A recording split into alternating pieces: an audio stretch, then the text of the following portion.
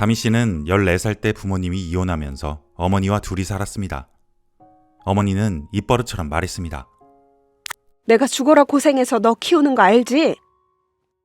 어머니는 다미 씨에게 심하게 간섭했습니다. 통금 시간을 정하고 휴대전화 기능을 제한해서 친구들과 제대로 놀 수도 없게 했습니다. 성인이 된 다미 씨는 본가와 먼 곳에 취직을 했습니다. 어머니는 하루에도 수십 번씩 연락했습니다. 다미 씨는 어머니가 미워질수록 죄책감을 느낍니다. 택시기사였던 유찬 씨의 아버지는 유찬 씨가 취직한 후부터 일을 줄였습니다. 나이가 들어 일하기 힘들다는 이유였습니다. 유찬 씨는 자기 생활이 궁핍해지더라도 아버지께 매달 100만 원씩 드렸습니다. 아버지는 그 돈을 취미생활과 여행에 아낌없이 썼습니다. 유찬 씨는 이대로 살다가는 돈도 못 모으고 부모님 노후를 책임지다가 인생이 끝날 것 같아 불안합니다. 저는 13년 동안 심리상담가로 일하며 부모에게 인생을 통제당해 괴로워하는 수만 명의 내담자들을 만나왔습니다. 폭력이나 방임처럼 눈에 보이는 문제가 있는가 하면 눈에 보이지 않는 미묘한 문제가 있는 경우도 많습니다. 문제가 있는 부모인지 어떻게 알 수 있을까요? 만약 부모가 다음과 같은 유형이라면 마음이 건강하지 않은 부모일 수 있습니다. 유형 1. 자신의 가치관을 강요하는 강압적인 부모. 강압적인 부모는 자신의 생각이 정답이고 그 외에는 모두 오답이라고 생각합니다.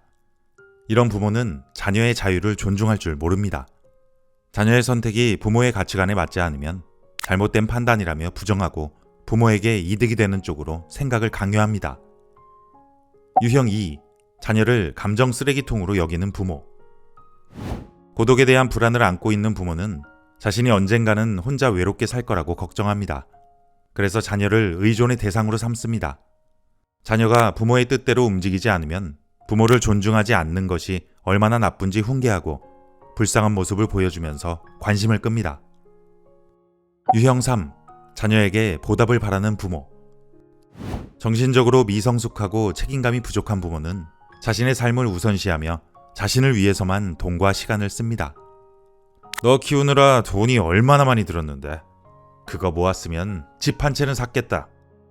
자녀가 성장하여 일을 할 수 있는 나이가 되면 자녀가 부채감을 느끼는 말을 하며 돈을 달라고 요구하는 경우도 많습니다.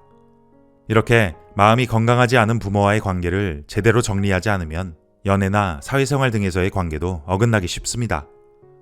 더 이상 부모의 통제에 휘둘리지 않고 부모와의 적절한 거리를 유지하면서 내 인생을 지키는 방법은 무엇일까요? 1. 세 가지 영역에 경계선을 긋는다. 마음이 건강하지 않은 부모는 자녀의 가치관과 감정, 책임을 강요합니다. 우선 그 세 가지 영역에서 경계선을 그어야 합니다. 첫째, 가치관에 경계선을 그어야 합니다. 행복한 인생을 살기 위해서는 자신의 가치관을 바로 세우고 그에 맞춰 살아야 합니다. 부모와 가치관 차이가 있다고 해서 감정적으로 싸울 필요는 없습니다.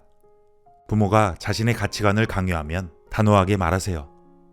전 부모님의 생각과 달라요. 뭐라고 하셔도 소용없어요. 둘째, 감정의 경계선을 그어야 합니다. 감정의 경계선을 긋는다는 것은 그 감정이 누구의 책임인지 분명히 하는 것입니다. 예를 들어 부모가 너한테 버려져서 슬프다고 한다면 그 말을 그대로 받아들이기 전에 부모가 한 말의 사실 여부를 확인해야 합니다. 내가 한 행동을 되돌아봤을 때 부모를 버린 적이 없다면 그 감정은 부모의 해석일 뿐입니다. 부모가 배신감을 느낀다 하더라도 그 감정은 부모 스스로 만들어낸 감정임을 기억하세요.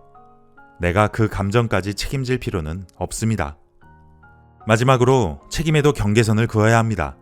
부모가 결정한 일이라면 그 결과가 어떻든 나의 책임이 아닙니다.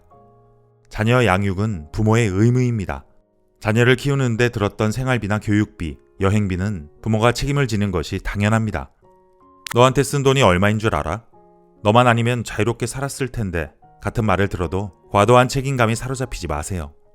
가치관, 감정, 책임의 경계선을 그으면 부모의 문제와 자신의 문제를 구별할 수 있습니다. 부모에게 자신의 영역을 침범당하며 괴로워하지 않아도 됩니다. 2. 네 번의 거절로 포기하게 만든다. 부모와 자신 사이에 경계선을 긋고 거리를 두어야겠다고 결심했다면 그 생각을 행동으로 보여줘야 합니다. 먼저 부모 때문에 상처받았다는 것을 알립니다. 저도 힘들게 벌어서 들인 돈인데 아끼지 않고 막 쓰시는 걸 보고 상처를 받았어요. 그 다음 이 생각은 바뀌지 않을 것이라고 알립니다. 이제 더 이상 돈은 드리지 않을 거예요. 아무리 요구하셔도 제 생각은 바뀌지 않아요. 마지막으로 지금부터 어떻게 행동할 예정인지 알리고 가능한 한 빨리 행동으로 옮깁니다. 같이 살면 어쩔 수 없이 생활비를 드리게 될 테니 집을 구하는 대로 독립하겠습니다. 이런 말을 들은 부모는 자녀가 죄책감을 느낄 만한 말을 하면서 지금까지와 똑같은 방법으로 통제하려고 할 겁니다. 부모가 연을 끊자고 하더라도 일관된 태도로 부모의 통제를 거절해야 합니다. 최소한 4번 정도는 거절해야 합니다. 싫은 건 싫다, 안 되는 건 안 된다고 제대로 거절해야 자녀를 통제할 수 있을 거라는 부모의 기대를 완전히 무너뜨릴 수 있습니다. 상처만 주는 부모라면 미워해도 괜찮습니다. 그리고 미워하는 사람에게서 조금 멀어져도 괜찮습니다. 부모와의 관계 정리 수업. 부모를 미워해도 괜찮습니다. 이 콘텐츠가 도움이 되었다면 구독과 좋아요를 눌러주세요.